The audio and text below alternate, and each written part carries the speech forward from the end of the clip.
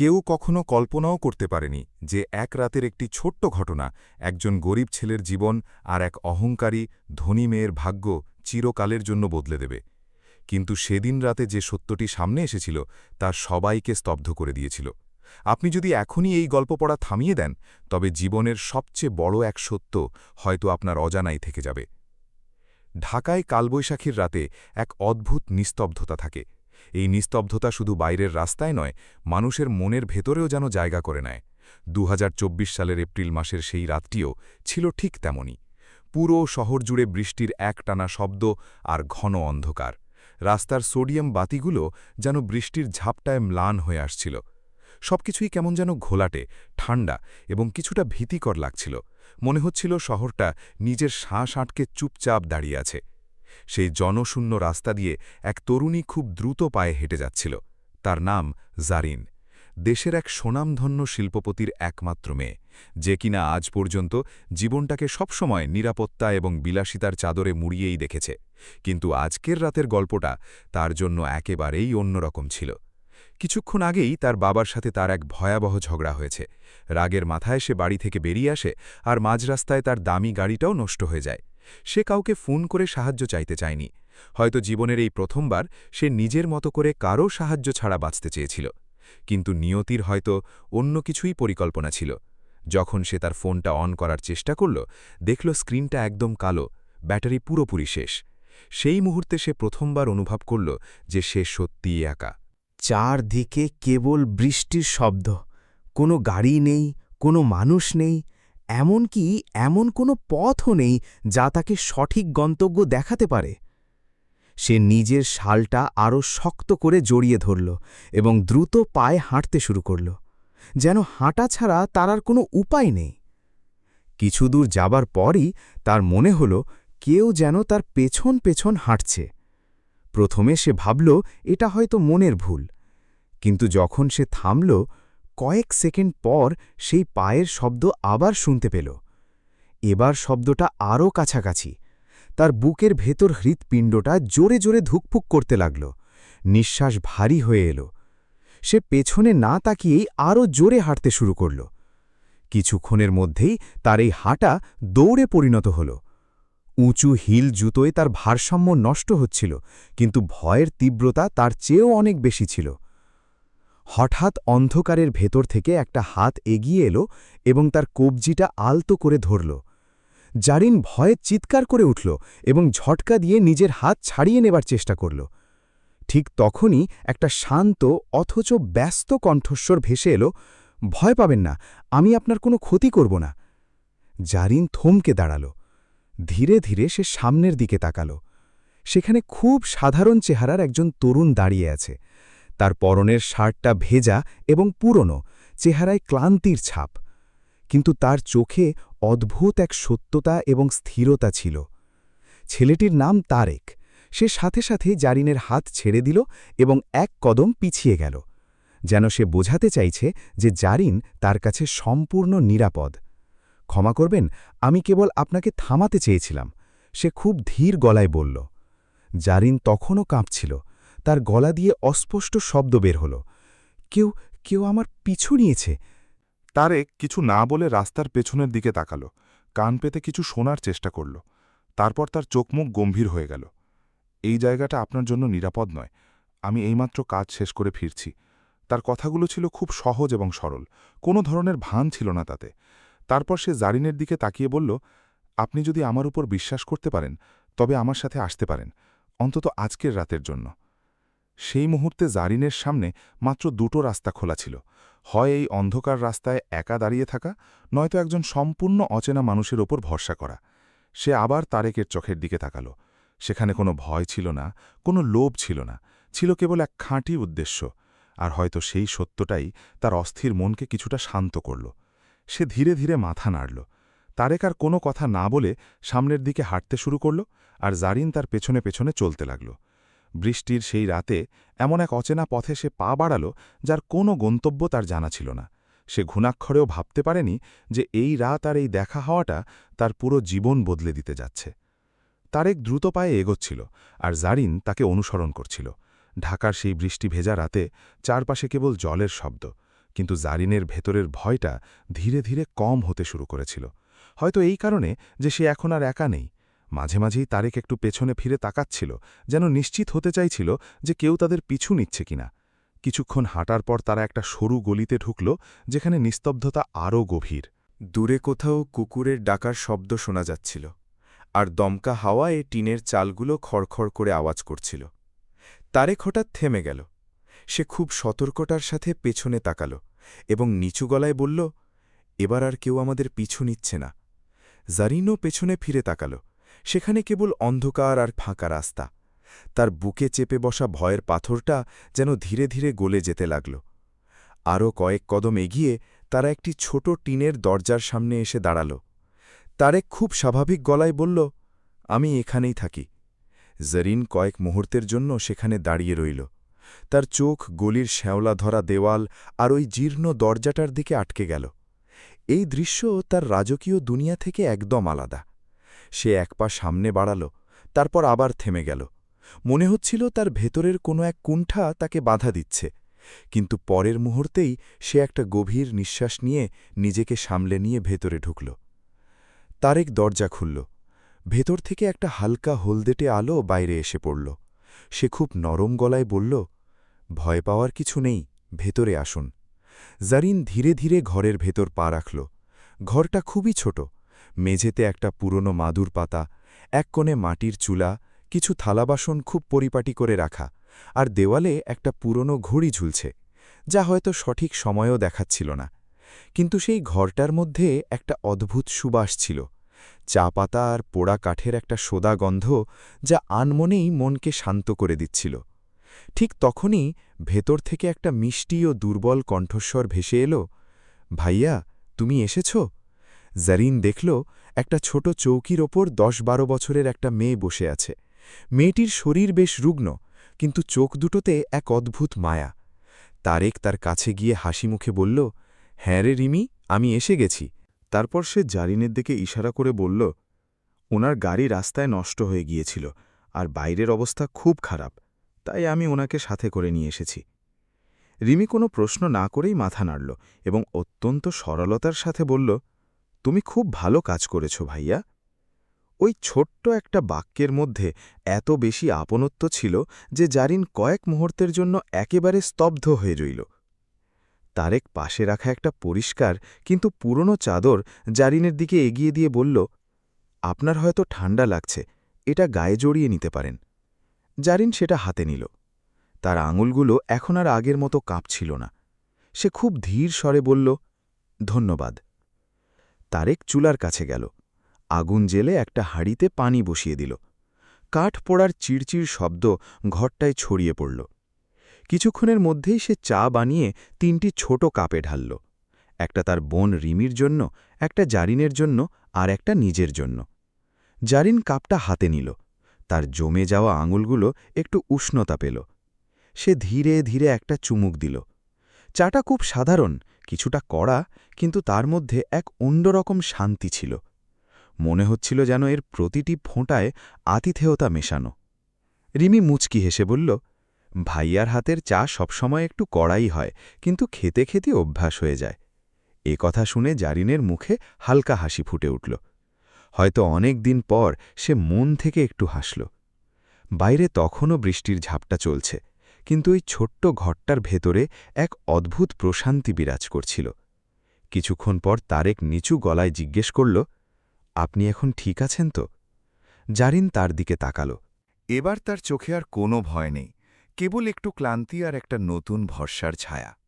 সে ধীরে মাথা নেড়ে জানাল যে সে ঠিক আছে, কিন্তু তার মনে বারবার একটা প্রশ্ন উকি দিচ্ছিল, কিভাবে একটা সম্পূর্ণ অচেনা জায়গা তাকে নিজের রাজপ্রাসাদের চেয়েও বেশি শান্তি দিচ্ছে। সেই ছোট ঘরটায় রাত ধীরে ধীরে আরও গভীর হচ্ছিল। বাইরের ঠান্ডা বাতাস টিনের চালের ফাঁক দিয়ে ভেতরে আসার চেষ্টা করছিল, কিন্তু ভেতরের পরিবেশটা ছিল অন্যরকম। চুলার আগুন তখন প্রায় নিভু নিভু, তবে লালচে ছাই থেকে তখনও হালকা উত্তাপ আসছিল। ঘড়ির দিকে তাকানোর উপায় নেই, কিন্তু বোঝাই যাচ্ছিল যে রাতের অনেকটা সময় পেরিয়ে গেছে। জারিন এখন আর আগের মতো ভীত বা অরষ্ট ছিল না। সে চুপচাপ বসেছিল, তার আঙুলগুলো চায়ের কাপের কিনারা ছুঁয়েছিল, যেন সে ওই সামান্য উষ্ণতাটুকু কোনো মতেই হারাতে চায় না। তার দৃষ্টি বারবার ঘরের এপাশোপাশ ঘুরছিল, দেওয়ালের ফাটল, পুরনো আসবাব আর তারপর চুপচাপ কাজ করতে থাকা তারেকের দিকে। সে না জিজ্ঞেস করেই লোকটাকে বোঝার চেষ্টা করছিল। তারেক তার নিজের ছোটখাটো কাজে ব্যস্ত ছিল। সে খুব যত্নের সাথে রিমির গায়ের কাঁথাটা ঠিক করে দিল, ওর কপালে হাত দিয়ে জ্বর পরীক্ষা করল, আর কিছুক্ষণ ওখানেই বসে রইল, যেন ওর প্রতিটি নিঃশ্বাসের দিকে তার কড়া নজর। তার চেহারায় সারাদিনের হাড় ভাঙ্গা খাটুনির ছাপ স্পষ্ট, কিন্তু তার অভিব্যক্তিতে এমন একটা স্থিরতা ছিল যা বলে দেয় সে এই কঠিন দায়িত্বগুলো পালন করতে অভ্যস্ত হয়ে গেছে। জারিন এসব দেখছিল, আর তার ভেতরে একটু একটু করে কিছু একটা পরিবর্তন হচ্ছিল। এটা কোনো বিশাল বড় আবেগ বা নাম দেওয়ার মতো কোনো অনুভূতি ছিল না, বরং একটা হালকা টান, একটা কৌতূহল, একটা আপনত্ব, যা ধীরে ধীরে তার মনে জায়গা নিয়ে চলেছিল। ঘরে কিছুক্ষণ নীরবতা বিরাজ করল। কিন্তু এই নীরবতা মোটেও অস্বস্তিকর ছিল না। এটা ছিল এমন এক শান্তি যেখানে কোনো কথা না বলেও অনেক কিছু অনুভব করা যায়। তারেক পাশে রাখা একটা পুরনো পাটি মেঝেতে বিছিয়ে দিয়ে খুব সহজ গলায় বলল, আপনি চাইলে একটু বিশ্রাম নিতে পারেন। তার কথায় কোনো জড়তা বা ভান ছিল না, কেবল এক সহজ আন্তরিকতা ছিল। জারিন তার দিকে তাকাল। সে কিছু একটা বলতে চাইল, কিন্তু শব্দগুলো যেন গলায় আটকে গেল। কিছুক্ষণ পর সে ধীরে ধীরে জিজ্ঞেস করল, আপনি আমার কাছে কিছুই জানতে চাইলেন না কেন? আমার নাম, আমি কে, কোথা থেকে এসেছি, কিছুই না। তারেক একবার তার দিকে তাকাল, তারপর চোখ নামিয়ে নিল। সে খুব শান্ত স্বরে বলল, আমার মনে হয়নি যে সেটা খুব জরুরি। জারিন আবার জিজ্ঞেস করল, যদি আমি অন্য কেউ হতাম, কোনো খারাপ মানুষ? এবার তারেক একটু ভেবে উত্তর দিল, এই মুহূর্তে আপনি কেবল একজন মানুষ যার একটু সাহায্যের দরকার ছিল। তার এই ছোট্ট উত্তরটা যেন সোজা জারিনের হৃদয়ে গিয়ে বিঁধল। জারিন অবাক হয়ে তাকে দেখতে লাগল। সে বুঝতে পারল এখানে কেউ তাকে বিচার করতে বসেনি, কেউ তার ব্যাংক ব্যালেন্স বা স্টেটাস নিয়ে মাথা ঘামাচ্ছে না। আর হয়তো এই বিষয়টাই তার কাছে সবচেয়ে বেশি ভালো লাগছিল। বাইরে হঠাৎ করে একটা বিদ্যুতের ঝলকানি আর মেঘের গর্জন শোনা গেল। জারিন অজান্তেই কেঁপে উঠল। তারেক সাথে সাথে উঠে গিয়ে দরজাটা আরও ভালো করে বন্ধ করে দিল এবং নরম গলায় বলল, সব ঠিক আছে, ভয়ের কিছু নেই। সে আবার নিজের জায়গায় এসে বসল, যেন কিছুই হয়নি। কিন্তু তার এই ছোট্ট একটু খেয়াল রাখা জারিনের মনে এক গভীর ছাপ ফেলে গেল। একটু পর জারিন আবার জিজ্ঞেস করল, এত অল্প বয়সে এত কিছু একা সামলাতে গিয়ে আপনি কি ক্লান্ত হয়ে যান না? তারেক হালকা হেসে বলল, অভ্যাস হয়ে গেছে। জারিন জানতে চাইল, সবসময় কি এমনই ছিল? তারেক কিছুক্ষণ চুপ থেকে বলল, প্রথমে খুব কঠিন লাগত, কিন্তু যখন দায়িত্বটা নিজের মানুষের হয় তখন মানুষ ঠিকই সব শিখে যায়। তার গলায় কোনো আক্ষেপ বা অভিযোগ ছিল না, ছিল কেবল এক অকৃত্রিম বাস্তবতা। জারিন চোখ নামিয়ে নিল।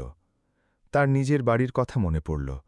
সেখানে সব কাজ করার জন্য লোক আছে, কিন্তু দায়িত্ববোধ বলতে কিছু নেই। সম্পর্কের মাঝে কেবল টাকার হিসেব।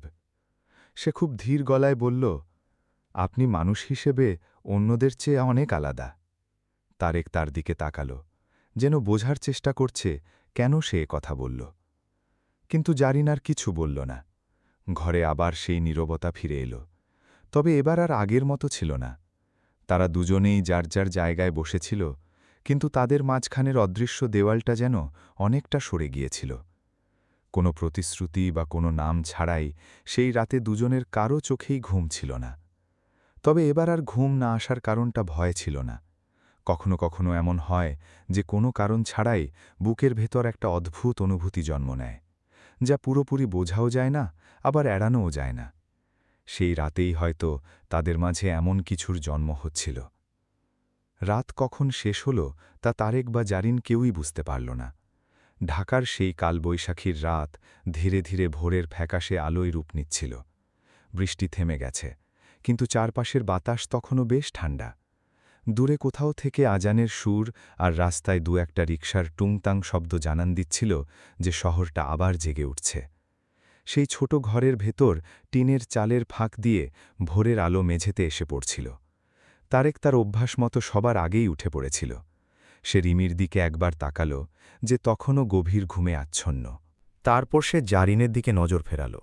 জারিন দেওয়ালের সাথে হেলান দিয়ে বসে আছে, তার চোখ বন্ধ, কিন্তু চেহারার ক্লান্তি বলে দিচ্ছে যে তার ঘুম একদমই ভালো হয়নি। তারেক কিছুক্ষণ তার দিকে তাকিয়ে রইল, তারপর নিঃশব্দে বাইরে চলে গেল।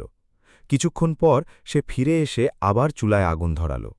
চায়ের সুবাস আবার বাতাসে ছড়াতে শুরু করল। হঠাৎ বাইরে একটা গাড়ির ব্রেক কষার তীব্র শব্দ শোনা গেল। সেই শব্দে জারিনের চোখ খুলে গেল।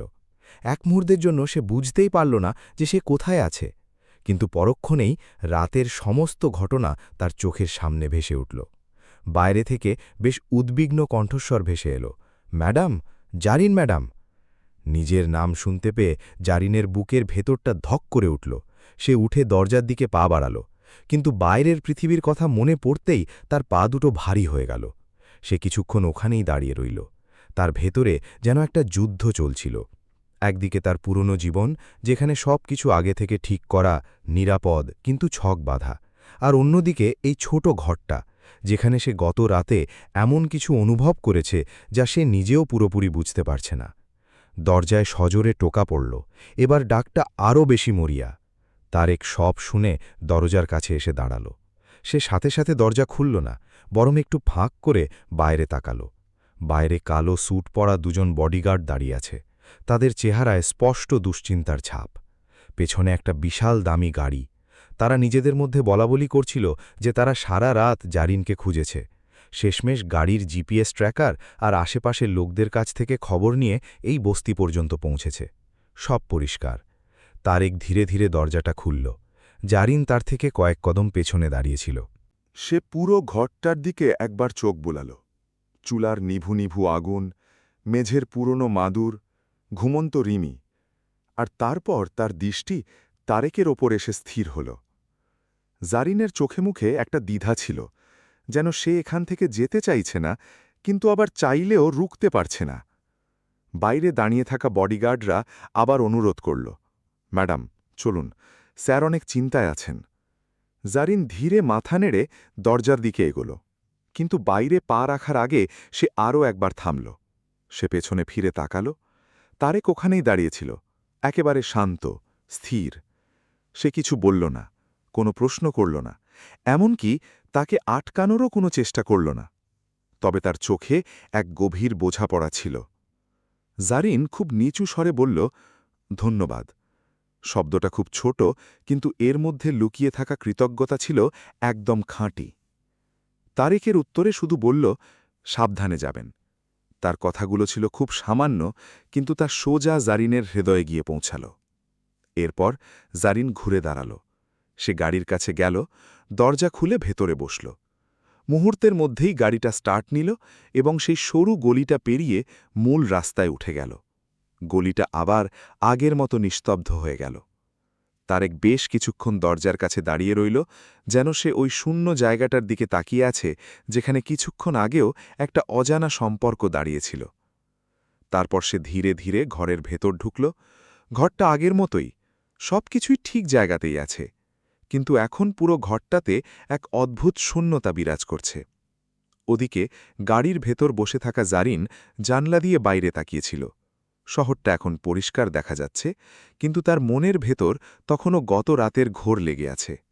সে চোখ বন্ধ করল এবং প্রথমবার তার মনে হল যে সে তার নিজের জগতে ফিরে তো যাচ্ছে, কিন্তু তার একটা অংশ সে ওই জরাজীর্ণ ছোট ঘরটাতেই ফেলে এসেছে, যেখানে তাকে তার পরিচয় ছাড়া, কোনো প্রশ্ন ছাড়া, কেবল একজন সাধারণ মানুষ হিসেবে সম্মান করা হয়েছিল। কিছুক্ষণের মধ্যেই সবকিছু যেন আবার আগের মতো হয়ে গেল। অন্তত বাইরে থেকে দেখতে তেমনই লাগছিল। ঢাকার রাস্তায় সেই চিরচেনা যানজট, সেই গাড়ির হর্ন আর মানুষের ভিড়। আর সেই ভিড় পেরিয়ে জারিনের গাড়ি তার বিশাল প্রাসাদের মতো বাড়ির গেটে এসে থামল। উঁচু লোহার গেট খুলে গেল। গাড়ি ভেতরে ঢোকার পর সে আবার এমন এক পৃথিবীতে এসে দাঁড়াল যেখানে প্রতিটি মানুষের কাজ, কথা বলার ধরন, এমনকি কার সাথে কিভাবে মিশতে হবে সব কিছু আগে থেকেই ঠিক করা থাকে। কিন্তু আজ তার হাঁটার ভঙ্গিটা আর আগের মতো ছিল না। বাড়ির ভেতরে পা রাখতেই সে বুঝতে পারল পরিবেশটা থমথমে।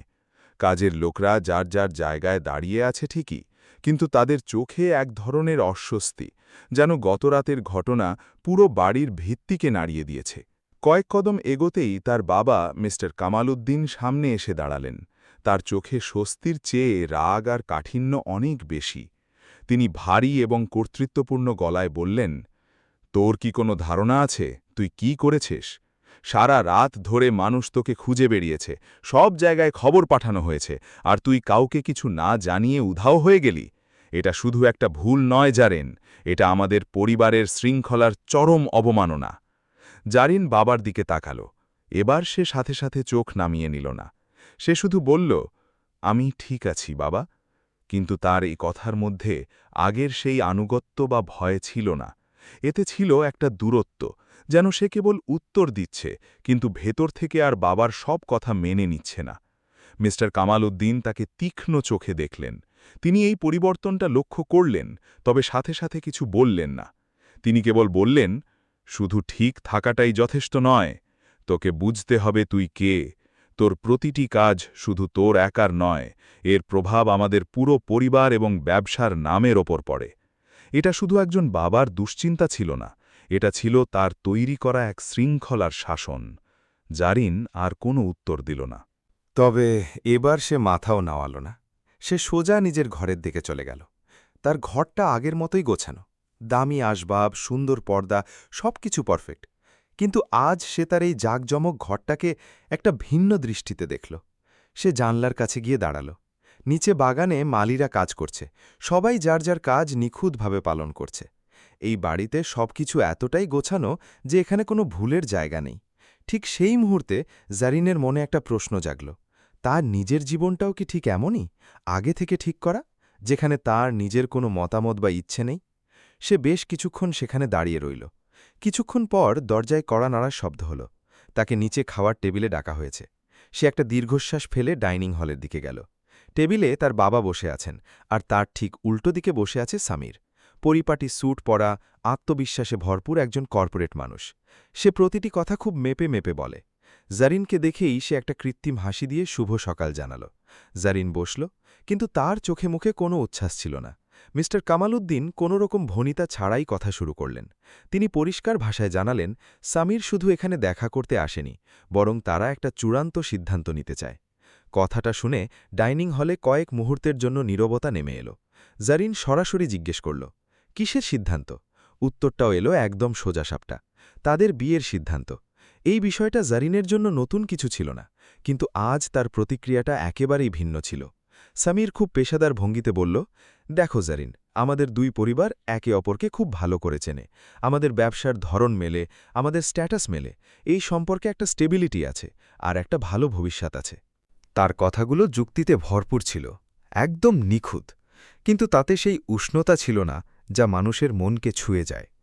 জারিন কিছুক্ষণ সামিরের দিকে তাকিয়ে রইল, তারপর খুব শান্ত স্বরে জিজ্ঞেস করল, শুধু সবকিছু পারফেক্ট হওয়াই কি যথেষ্ট? সামির একটু অবাক হল। সে জানতে চাইল, তোমার কথার মানে কি?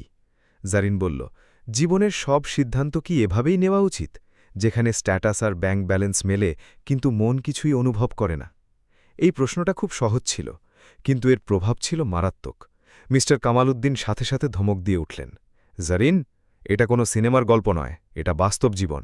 আর বাস্তব জীবন আবেগে চলে না, লজিকে চলে। কিন্তু এবার জারিন চুপ করে রইল না।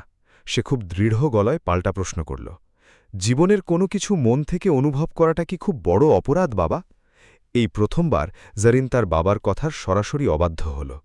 সামির পরিস্থিতি সামাল দেওয়ার জন্য বলল, আবেগ সময়ের সাথে সাথে তৈরি হয়ে যায় জারিন, কিন্তু বিয়ের ক্ষেত্রে প্রথমে স্টেবিলিটি দেখাটা জরুরি। জারিন সামিরের কথা শুনে একটু হাসল, তবে সেই হাসিতে কোনো সম্মতি ছিল না। সে বলল, হয়তো কিছু জিনিস আগে মন থেকে অনুভব করতে হয়, তবেই সেটাকে জীবনের সিদ্ধান্ত বলে মেনে নেওয়া যায়। এই কথা বলে সে আর এক মুহূর্ত সেখানে দাঁড়াল না। চেয়ার ছেড়ে উঠে নিজের ঘরের দিকে হাঁটা ধরল।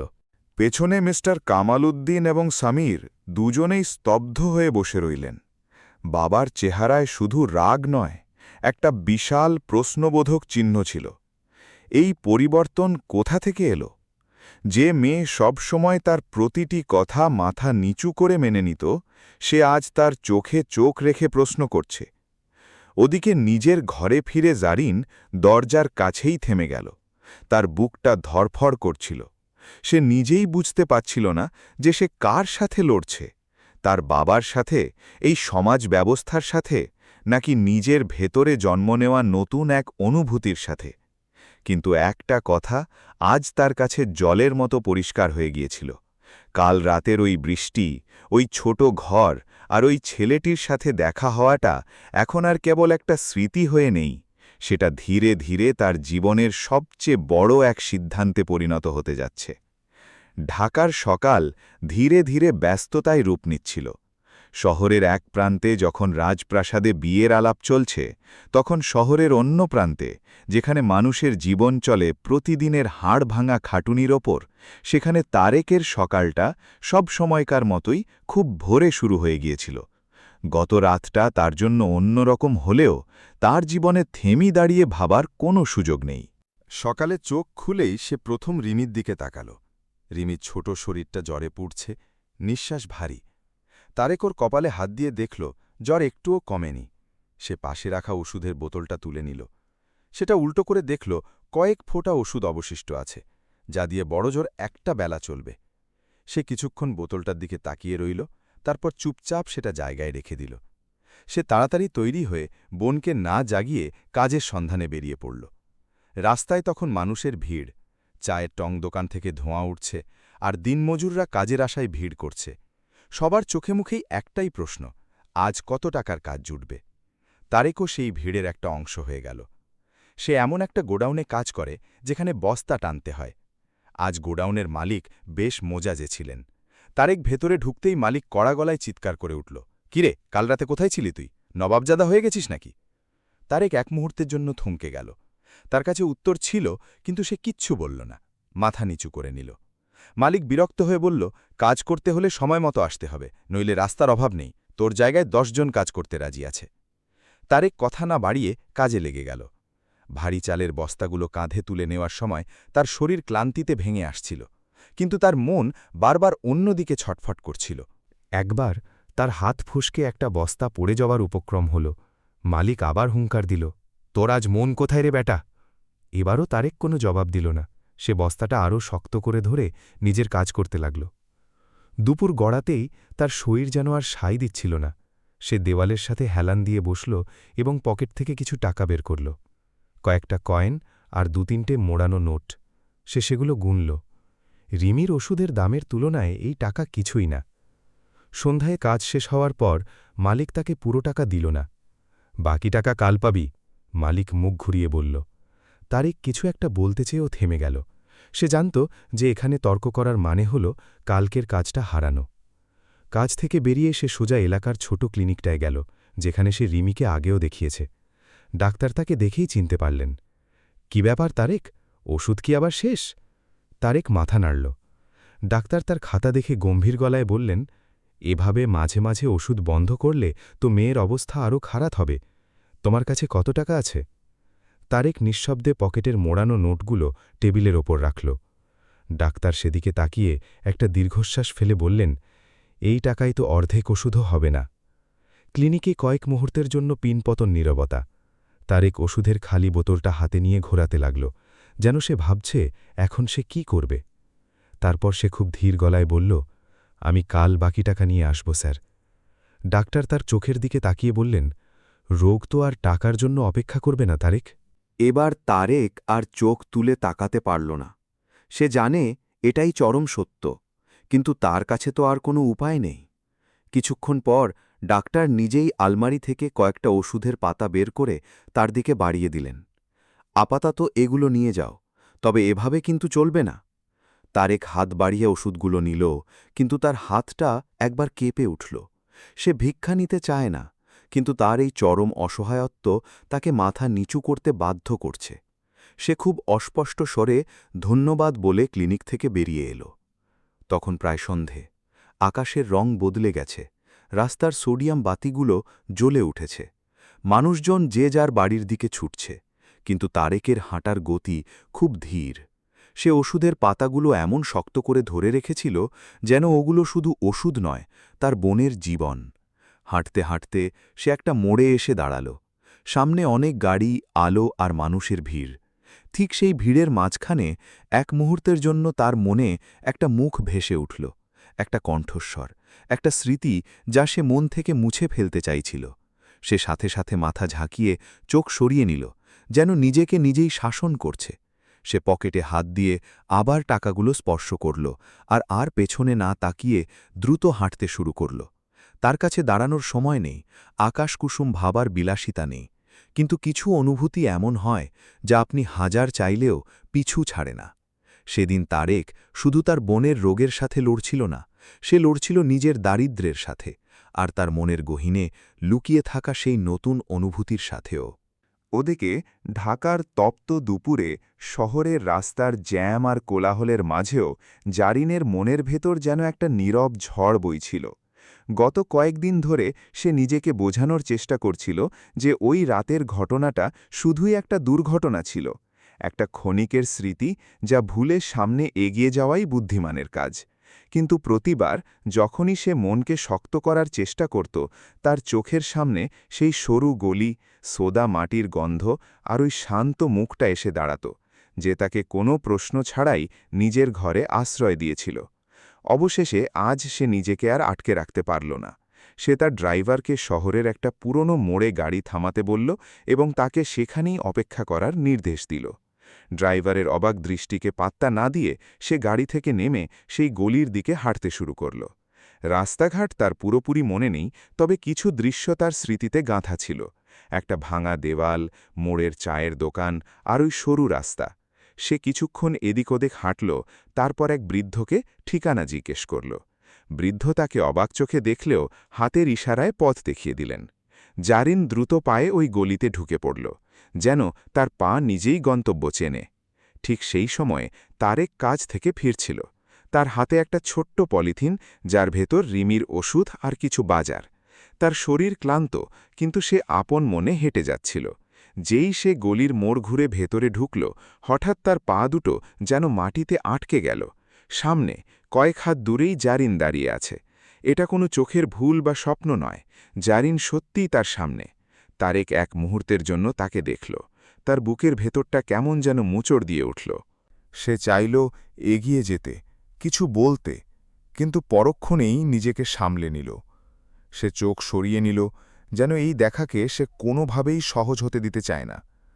জারিন একটু কাঁপা কাঁপা গলায় বলল, আমি আমি আপনাকে খুঁজছিলাম। তার কথার মধ্যে একটা অদ্ভুত আকুলতা আর আশা লুকিয়েছিল। তারেক খুব শুষ্ক গলায় উত্তর দিল, পেয়ে তো গেলেন। তার উত্তরটা খুব ছোট আর সোজাসাপটা ছিল, এতে সেই রাতের কোনো আপনত্ব বা মায়া ছিল না। জারিন এক কদম এগিয়ে এলো। সে অনেক কিছু বলতে চাইছিল, কিন্তু শব্দগুলো যেন গলায় আটকে যাচ্ছিল। সে ধীর স্বরে বলল, আমার মনে হল আপনার সাথে আমার একবার কথা বলা উচিত। তারেক এবার তার দিকে তাকাল।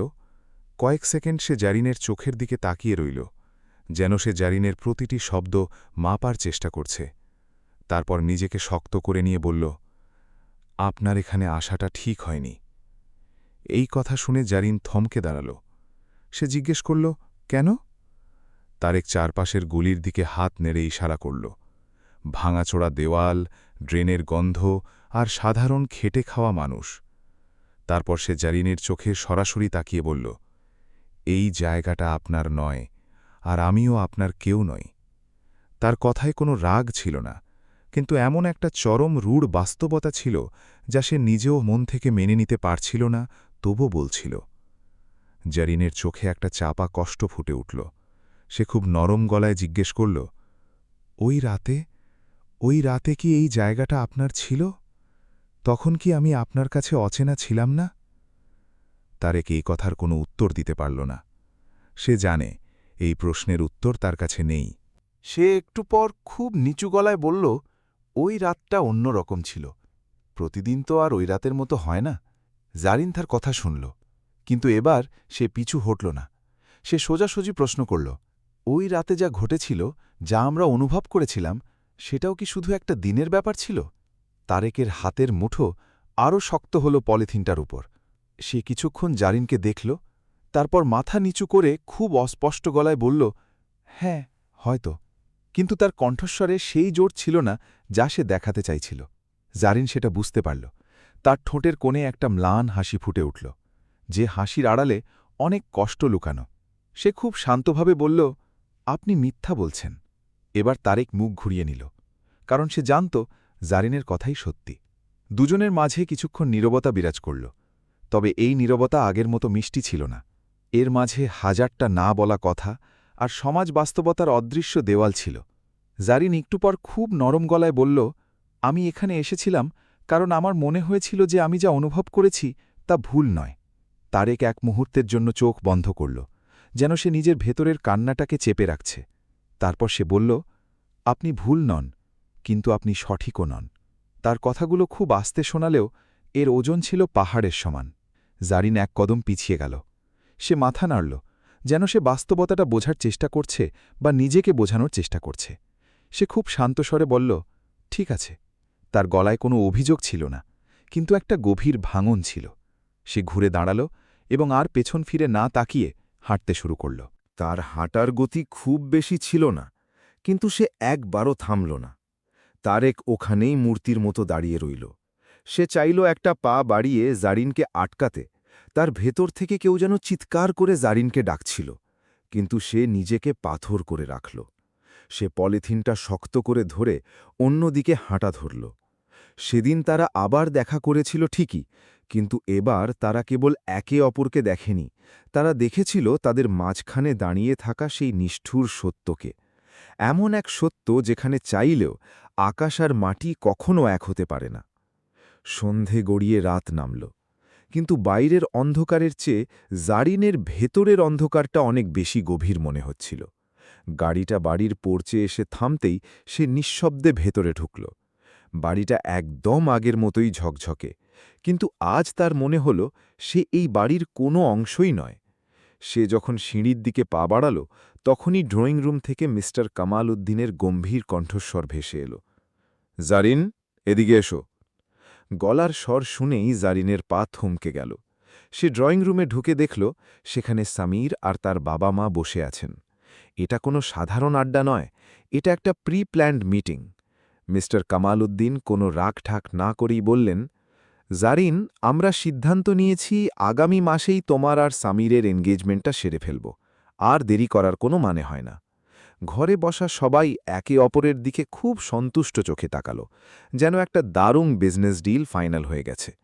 কিন্তু যার জীবন নিয়ে এই ডিল, সে যেন বোবা হয়ে দাঁড়িয়ে রইল।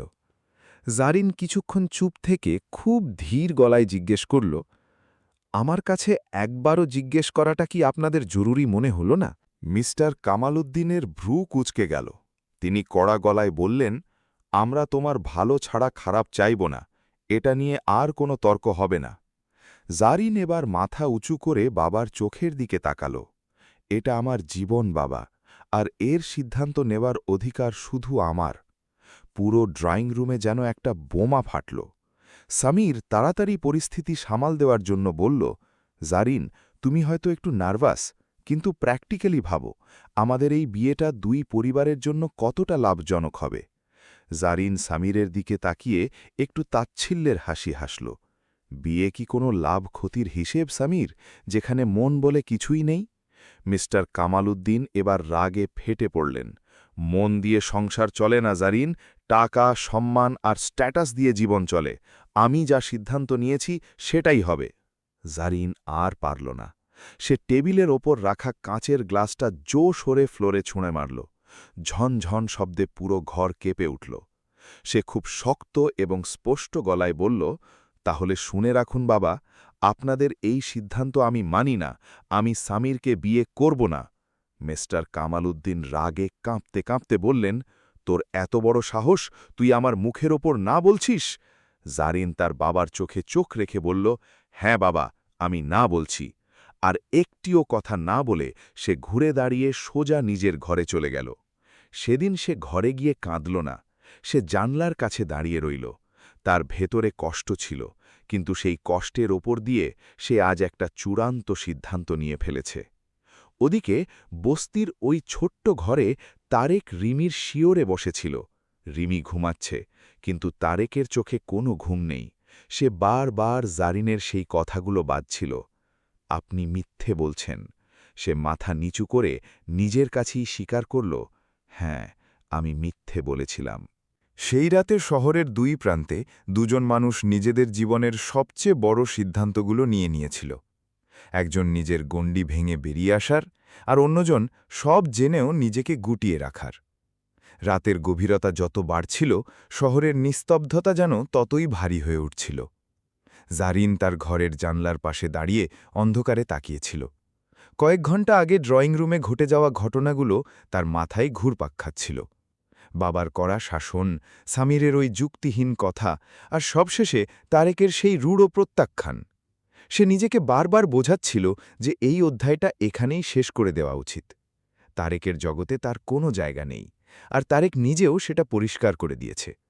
কিন্তু তার মন কিছুতেই এই যুক্তি মানতে চাইছিল না। হঠাৎ তার ফোনটা বেজে উঠল। স্ক্রিনে একটা অচেনা নাম্বার। এত রাতে কে ফোন করবে? সে প্রথমে ভাবল ফোনটা কেটে দেবে, কিন্তু মনের ভেতর কি যেন একটা হলো। সে কলটা রিসিভ করল। হ্যালো? তার গলাটা খুব নিচু ছিল। ওপাশ থেকে একটা অত্যন্ত ভাঙা কাঁপা কাঁপা গলা ভেসে এলো। ম্যাডাম, আপনি কি জারিন ম্যাডাম বলছেন? আমি তারেক। তারেকের নামটা শোনা মাত্রই জারিনের হৃৎপিণ্ড যেন 1 সেকেন্ডের জন্য থেমে গেল। সে দ্রুত নিজেকে সামলে নিয়ে জিজ্ঞেস করল, তারেক, কি হয়েছে? আপনার গলা এমন শোনাচ্ছে কেন? তারেকের গলা এবার কান্নায় ভেঙে পড়ল। রিমির অবস্থা খুব খারাপ। আমি ওকে নিয়ে হাসপাতালে এসেছি। ডাক্তাররা বলছে অনেক টাকা লাগবে। আমি বুঝতে পারছি না কি করব। আমার কেউ নেই ম্যাডাম। কিছু মুহূর্তের জন্য জারিনের দুনিয়া যেন থমকে দাঁড়াল। যে মানুষটা আজ সকালেই তাকে নিজের জীবন থেকে চরম অপমানে দূরে সরিয়ে দিয়েছিল, সে আজ মাঝরাতে নিরুপায় হয়ে তার কাছেই সাহায্য চাইছে। জারিনের মনে একবারও কোনো দ্বিধা বা অহংকার কাজ করল না। তারেকের গলার ওই অসহায় কান্নাটা তাকে স্থির থাকতে দিল না। কোন হাসপাতাল? সে শুধুই একটা প্রশ্ন করল। তারেক হাসপাতালের নাম বলতেই জারিন ফোন কেটে দিল।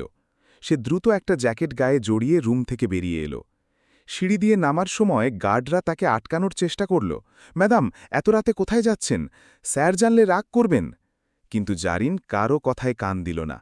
সে গ্যারেজ থেকে নিজের গাড়ির চাবি নিয়ে নিজেই ড্রাইভ করে তীব্র বেগে হাসপাতালের দিকে ছুটে চলল।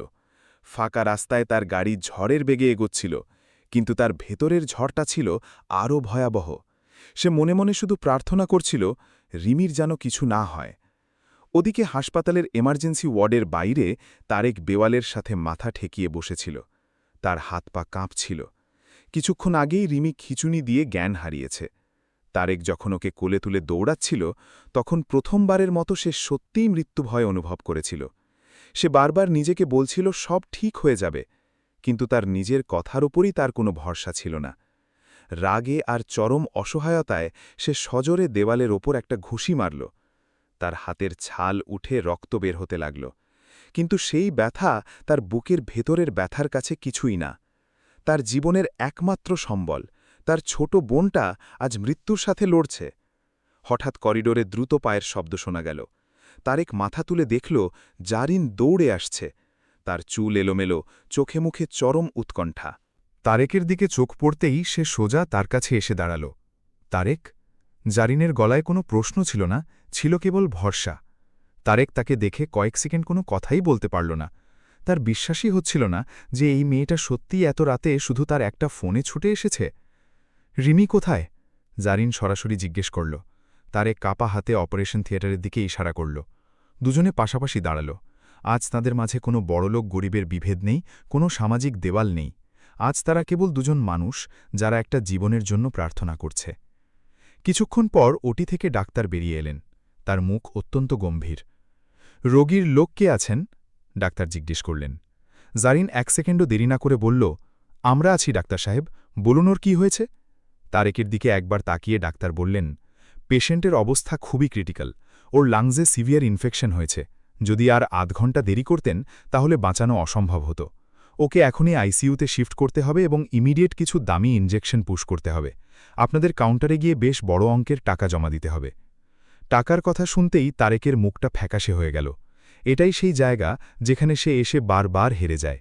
সে মাথা নিচু করে কিছু একটা বলতে যাচ্ছিল, কিন্তু তার আগেই জারিন সামনে এগিয়ে গেল। তার গলা ছিল অত্যন্ত শান্ত এবং দৃঢ়। ডাক্তার সাহেব, আপনি রিমির ট্রিটমেন্ট শুরু করুন। যা ইনজেকশন লাগবে, যা সাপোর্ট লাগবে, এখনই ব্যবস্থা করুন। টাকার চিন্তা আপনাকে করতে হবে না।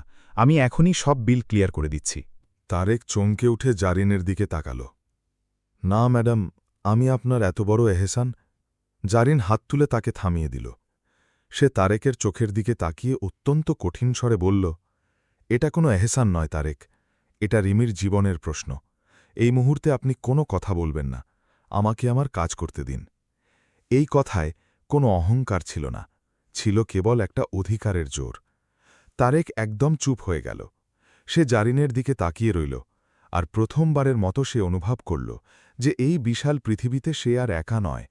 তার পাশে এমন একজন দাঁড়িয়ে আছে যে নিজের পরিবারের বিরুদ্ধে গিয়ে বিবেকের ডাক শুনেছিল, আর অন্যজন যে নিজের অহংকার আর দারিদ্র্যের ভয়কে সরিয়ে রেখে সাহায্য গ্রহণ করতে বাধ্য হয়েছিল। ভোর হয়ে আসছিল। হাসপাতালের ওই ঠান্ডা করিডোরে দাঁড়িয়ে দুজন মানুষ জীবনের এক নতুন অধ্যায়ের সূচনা করল। একজন যে নিজের পরিবারের বিরুদ্ধে গিয়ে বিবেকের ডাক শুনেছিল, আর অন্যজন যে নিজের অহংকার আর দারিদ্র্যের ভয়কে সরিয়ে রেখে সাহায্য গ্রহণ করতে বাধ্য হয়েছিল। ভোর হয়ে আসছিল। হাসপাতালের ওই ঠান্ডা করিডোরে দাঁড়িয়ে দুজন মানুষ জীবনের এক নতুন অধ্যায়ের সূচনা করল। একজন যে নিজের পরিবারের বিরুদ্ধে গিয়ে বিবেকের ডাক শুনেছিল, আর অন্যজন যে নিজের অহংকার আর দারিদ্র্যের ভয়কে সরিয়ে রেখে সাহায্য গ্রহণ করতে বাধ্য হয়েছিল। কয়েক ঘণ্টা হয়ে গেল। হাসপাতালের ওই নিস্তব্ধ পরিবেশে ঘণ্টার পর ঘণ্টা কেটে গেছে। জারিন একটা স্টিলের চেয়ারে বসে নিজের দুই হাত শক্ত করে চেপে ধরে আছে। তার দৃষ্টি বারবার আইসিইউ এর বন্ধ দরজার দিকে চলে যাচ্ছিল। তারেক একবার বসছিল, আবার উঠে পায়চারি করছিল। তার অস্থিরতা কিছুতেই কম ছিল না। অবশেষে আইসিইউ এর দরজা খুলল। ডাক্তার বেরিয়ে এসে একটা স্বস্তির নিঃশ্বাস ফেলে বললেন, আপাতত আউট অফ ডেঞ্জার, তবে আগামী ২৪ ঘণ্টা ওকে কড়া অবজারভেশনে রাখতে হবে। আপনারা চাইলে দূর থেকে ওকে একবার দেখতে পারেন। কথাটা শোনামাত্র তারেকের মনে হল তার শরীরে আবার প্রাণ ফিরে এসেছে। সে দেওয়াল ধরে কোনো মতে নিজেকে সামলে নিল। তার চোখ দিয়ে অঝরে পানি পড়তে লাগল। সে আর নিজের আবেগ আটকে রাখতে পারল না। জারিনও চেয়ার ছেড়ে উঠে দাঁড়াল। তারা দুজন গিয়ে কাঁচের জানলা দিয়ে ভেতরে তাকাল। রিমিকে অনেকগুলো মেশিনের সাথে লাগিয়ে রাখা হয়েছে, কিন্তু সে শ্বাস নিচ্ছে, সে বেঁচে আছে। তারেক কাপা হাতে কাঁচের ওপর হাত রাখল। তুই ঠিক হয়ে যাবি রে বুড়ি, সে ফিসফিস করে বলল। জারিন তারেকের পাশে দাঁড়িয়েছিল। সে তারেকের কাঁধে আলতো করে হাত রাখল। তারেক ঘুরে জারিনের দিকে তাকাল। তার চোখে তখন কোনো দূরত্ব নেই, আছে কেবল অসীম কৃতজ্ঞতা আর এক অজানা ভালোবাসা। আপনি কেন এলেন? আমি তো আপনাকে আজ সকালেই কত অপমান করে তাড়িয়ে দিয়েছিলাম, তারেক ধরা গলায় জিজ্ঞেস করল। জারিন তারেকের চোখের দিকে সরাসরি তাকিয়ে বলল, কারণ আমি জানতাম আপনার ওই তাড়িয়ে দেওয়ার পেছনে কোনো ঘৃণা ছিল না, ছিল কেবল ভয়, আর আমি আপনার সেই ভয়টাকে জিততে দিতে চাইনি। তারেক মাথা নিচু করে বলল, আমার তো আপনাকে দেওয়ার মতো কিছুই নেই ম্যাডাম। আমি একটা দিনমজুর, আপনি রাজপ্রাসাদের মেয়ে, আমাদের দুনিয়া আলাদা। জারিন এবার একটু হাসল, খুব ম্লান কিন্তু সুন্দর একটা হাসি। দুনিয়া আলাদা বলে কিছু হয় না তারেক, দুনিয়া মানুষ নিজে তৈরি করে নেয়। আপনি কি আমাকে আপনার ওই ছোট দুনিয়াটায় একটু জায়গা দিতে পারবেন না, যেখানে আমরা দুজন মিলে নতুন করে বাঁচতে পারব? তারেক অবাক হয়ে জারিনের দিকে তাকিয়ে রইল। সে বুঝতে পারল এই মেয়েটা শুধু তার বোনের জীবন বাঁচায়নি, এই মেয়েটা তার নিজের মৃতপ্রায় আত্মাটাকেও জাগিয়ে তুলেছে। সে আর কোনো মিথ্যে অজুহাত দিল না। সে শুধু বলল, রাস্তাটা কিন্তু খুব কঠিন হবে। জারিন উত্তর দিল, আমি কঠিন রাস্তাতেই হাঁটতে চাই, যদি সেই রাস্তায় আপনি আমার পাশে থাকেন। এর কয়েক মাস পরের কথা। সময় অনেক কিছু বদলে দিয়েছে। রিমি এখন পুরোপুরি সুস্থ এবং আবার স্কুলে যেতে শুরু করেছে। জারিন তার বাবার বিশাল সাম্রাজ্য, সামিরের সাথে বিয়ে এবং ওই দমবন্ধ করা রাজকীয় জীবন চিরতরে ছেড়ে চলে এসেছে। মিস্টার কামাল উদ্দিন তাকে ত্যায্য করেছেন, কিন্তু জারিনের তাতে বিন্দুমাত্র আফসোস নেই। তারেক আর জারিন মিলে শহরের এক প্রান্তে একটা ছোট কিন্তু পরিপাটি চায়ের দোকান দিয়েছে। নাম দিয়েছে নতুন ভোর। তারেক এখন আর গোডাউনে বস্তা টানে না, সে নিজের দোকানে কাজ করে। জারিন, যে একসময় লাখ টাকার শাড়ি পরত, সে এখন সাধারণ সুতির সালোয়ার কামিজ পরে হাসি মুখে খদ্দেরদের চা আর সিঙাড়া এগিয়ে দেয়। প্রথম দিকে জারিনের অনেক কষ্ট হয়েছিল। মাটির চুলায় রান্না করা, হিসেব মেলানো, গরমে কষ্ট পাওয়া সবকিছুই তার জন্য নতুন ছিল। কিন্তু দিন শেষে যখন তারেক তাকে নিজের হাতে 1 কাপ কড়া চা বানিয়ে দিত, তখন তার মনে হতো পৃথিবীর সমস্ত সুখ যেন ওই 1 কাপ চায়ের ভেতরেই লুকিয়ে আছে। এক সন্ধ্যায় মুষলধারে বৃষ্টি হচ্ছিল। দোকানে কোনো খদ্দের নেই। তারেক আর জারিন দোকানের বেঞ্চে বসে বাইরের বৃষ্টির দিকে তাকিয়েছিল। তারেক জারিনের হাতটা নিজের হাতের মুঠোয় নিয়ে জিজ্ঞেস করল, কখনো কি আফসোস হয় এত বড় বাড়ি, এত টাকা ছেড়ে এই ভাঙা টিনের ঘরে আমার সাথে আছো বলে? জারিন তারেকের কাঁধে মাথা রেখে হাসল। আফসোস তো তখন হতো যদি আমি ওই সোনার খাঁচায় বন্দি থেকে যেতাম আর তোমাকে হারিয়ে ফেলতাম। টাকা হয়তো জীবনটাকে সহজ করতে পারে, কিন্তু একটা খাঁটি মানুষের ভালোবাসা ছাড়া সেই জীবনটা আসলে একটা সুন্দর কবর ছাড়া আর কিছুই না। তারেক জারিনের কপালে একটা চুমু খেল।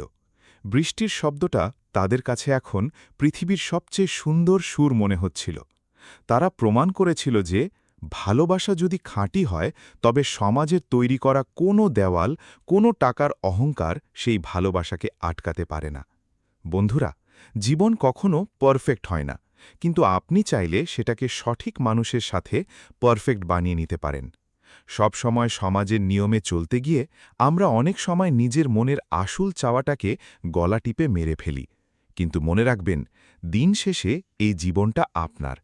আপনি যদি জারিনের জায়গায় থাকতেন, তবে কি পরিবারের ভয়ে একটা ভুল মানুষকে বিয়ে করতেন, নাকি নিজের মনের কথা শুনে তারেকের মতো একজন সৎ কিন্তু গরিব মানুষের হাত ধরতেন? আপনাদের মতামত অবশ্যই কমেন্টে জানাবেন। গল্পটি ভালো লাগলে শেয়ার করতে ভুলবেন না। ধন্যবাদ।